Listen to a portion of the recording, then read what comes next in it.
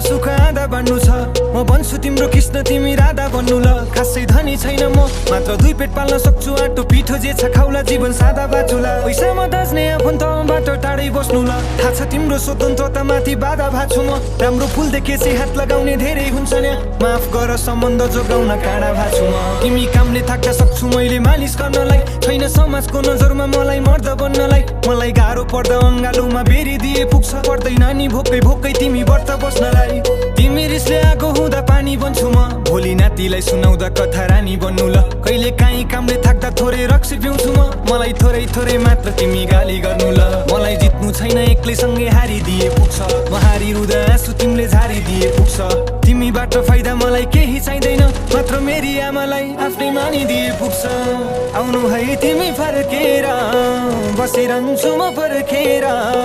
तिमीलाई नै सम्झेर